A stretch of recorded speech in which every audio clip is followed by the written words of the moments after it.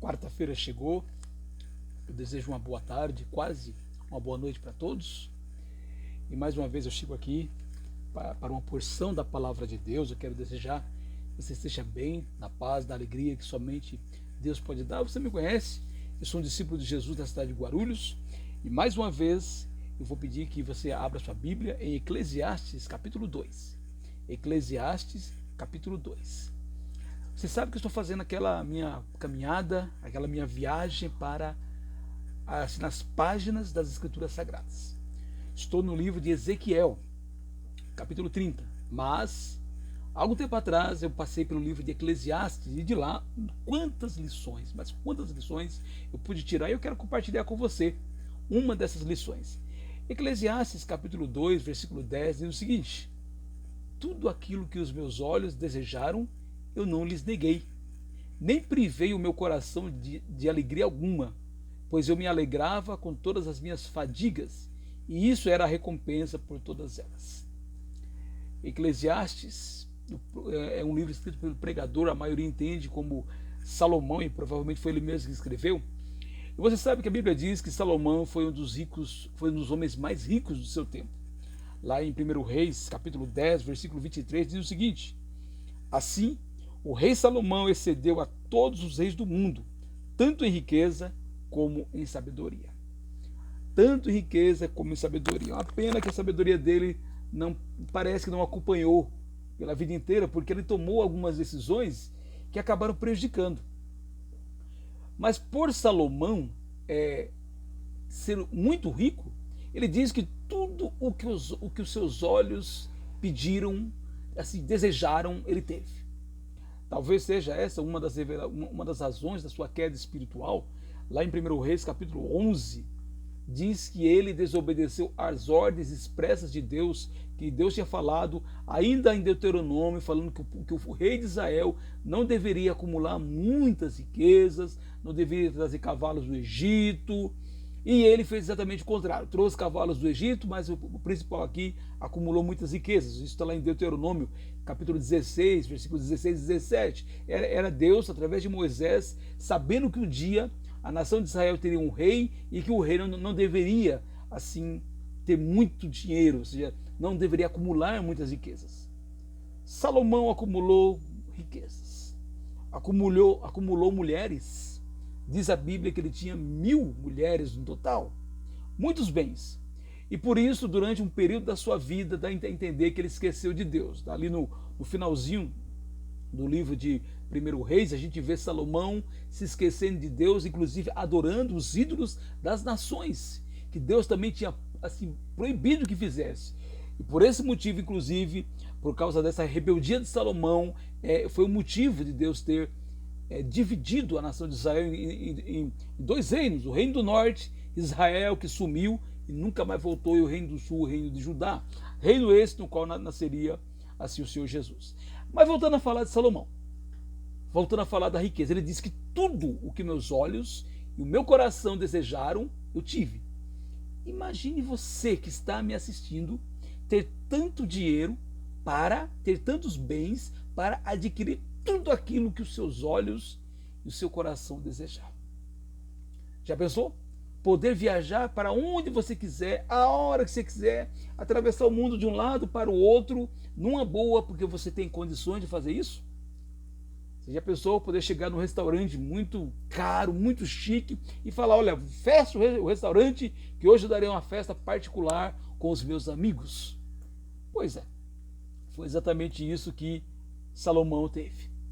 E por isso, até certo ponto, nós temos um Salomão, ao invés de um Salomão alegre. O livro de Eclesiastes, muitos dizem que foi Salomão, depois que ele se afastou de Deus, ele voltou para Deus, mas ele voltou amargurado, porque ele percebeu que ele não tinha aproveitado a vida tanto quanto, por exemplo, Davi, seu pai, tinha aproveitado, porque Davi, seu pai, andou na obediência a Deus e à palavra dele em boa parte assim da sua vida. Pois é, na atualidade, isso a gente vê muito. Quantas pessoas, infelizmente, depois de adquirirem tanto poder, tanta fama, de repente tiram a sua vida? Porque parece que a razão de viver Parece que aquela alegria, parece que talvez por não ter mais o que conquistar em termos assim, não sei. Talvez porque acha que aqui dentro do ser humano existe um vazio, existe assim um buraco que só Deus é poderoso e grande o suficiente para preencher. E às vezes a pessoa acha que acumulando bens materiais, acumulando muito dinheiro, tem gente que fala, se eu ganhasse na Mega Sena, como seria bom para mim? Aí começa com aquela história, como eu seria mais fiel a Deus, como eu ajudaria as pessoas? Quando ajudar as pessoas é hoje, com aquilo que nós temos. Temos pouco, temos muito, podemos ajudar as pessoas, podemos amar o próximo. Isso não depende assim da nossa conta bancária. Por isso eu gosto das palavras de Lemuel, lá em Provérbios capítulo 30, versículo 8 e 9. Provérbios 30 e 31, aqui eu anotei 31, me parece que é 30, né?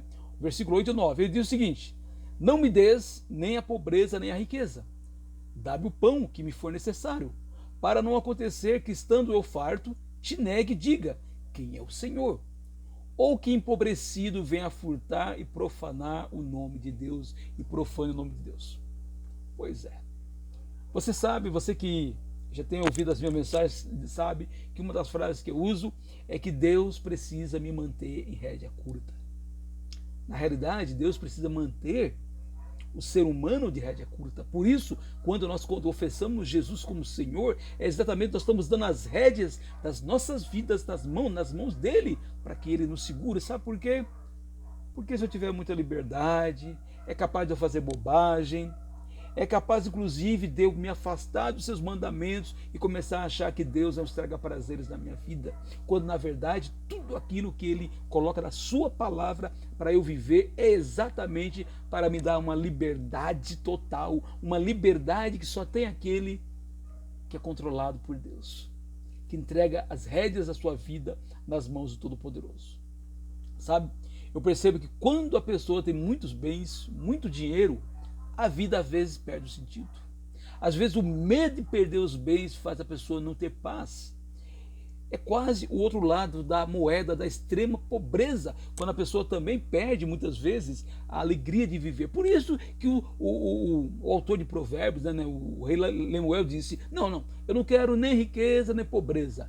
Dá-me o pão nosso de cada dia. Dá-me aquilo que eu preciso para viver, para sustentar assim os meus e para inclusive ajudar as outras pessoas.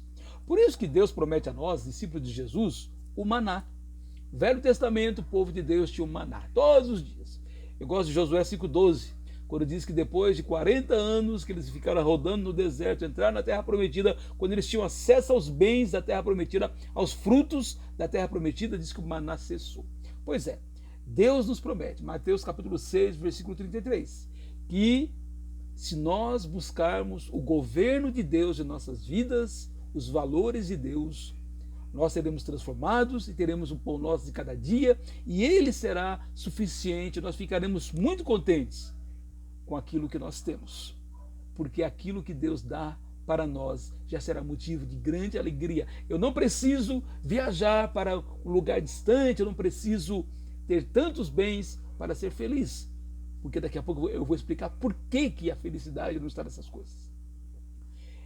É uma razão, você que me assiste nesse canal sabe que eu sou um daqueles que advogo que um cristão não deveria jogar em loterias e afins, por vários motivos. Se você quiser, aqui nesse canal mesmo tem uma mensagem minha, um vídeo dizendo se é pecado o cristão a se jogar em loterias. Um dos motivos que eu falo que eu não jogo loterias é que vai que de repente, é difícil, mas vai que de repente eu ganho uma bolada e terei a responsabilidade de administrá-la, e será que eu estou pronto para administrar essa bolada?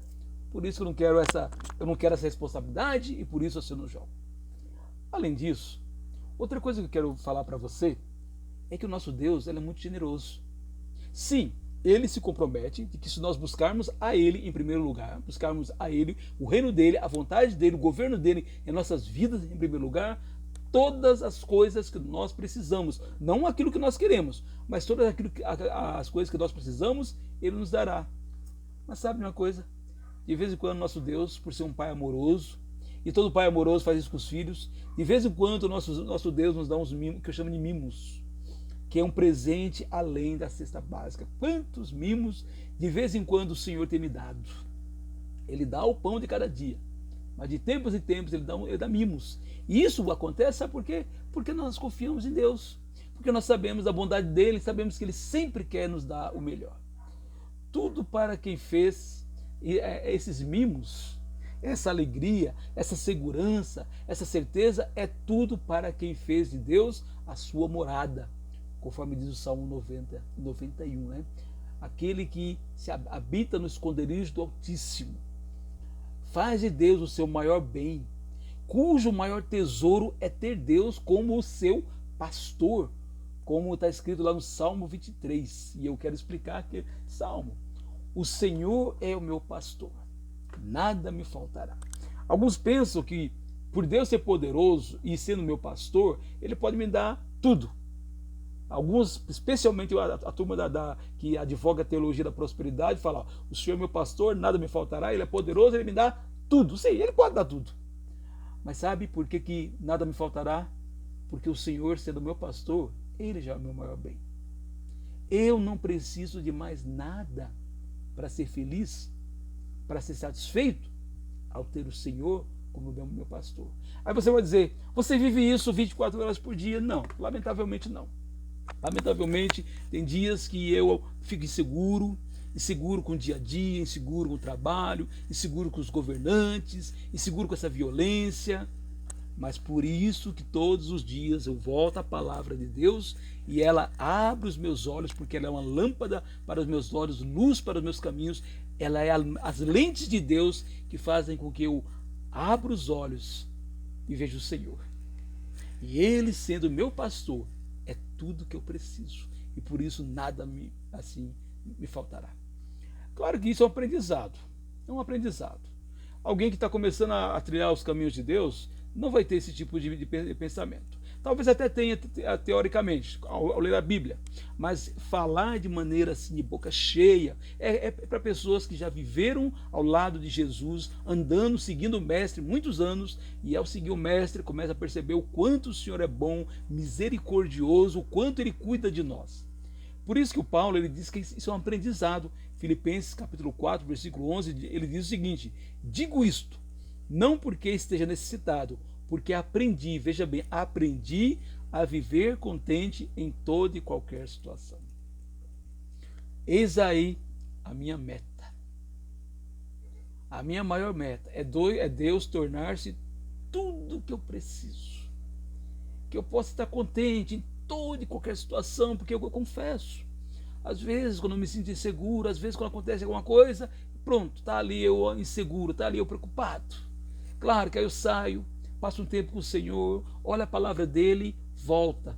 Não viver pela razão. Não, nós não vivemos pela razão. O Filho de Deus não vive pela razão. O Filho de Deus, o discípulo de Jesus, vive pela fé na palavra de Deus, que é a lâmpada que abre os seus olhos para as realidades espirituais e para as realidades verdadeiras. Nesta quarta-feira, que esta palavra dita por Salomão, quase no final da sua vida, inclusive as suas escolhas erradas, nos ajudem a viver mais e mais da maneira como Deus quer, fazendo dele o nosso pastor. E se você ainda não tem Deus como seu pastor, você não sabe que você está perdendo. Por quê? Você não precisa de mais nada a partir do momento em que Deus é o pastor da sua vida. E é esse convite que eu faço nessa quarta-feira para que você se aproxime de Deus e tenha Ele como seu pastor, ou o pastor da sua vida, como é o pastor da minha vida e de todo aquele que já confessou Jesus e segue as pegadas do Mestre. Se você quer ter essa mensagem por escrito, entra lá, igrejadecristo.net. O título é Quero que Deus seja minha maior riqueza. Você entrando lá, você vai ter acesso e poderá compartilhar essa mensagem com quem você quiser. Que nesta quarta-feira, quase finalzinho de quarta-feira, possamos assim dormir e acordar na quinta-feira com essa certeza: o Senhor é o meu pastor e é tudo que eu preciso. Que Deus nos abençoe nessa quarta-feira.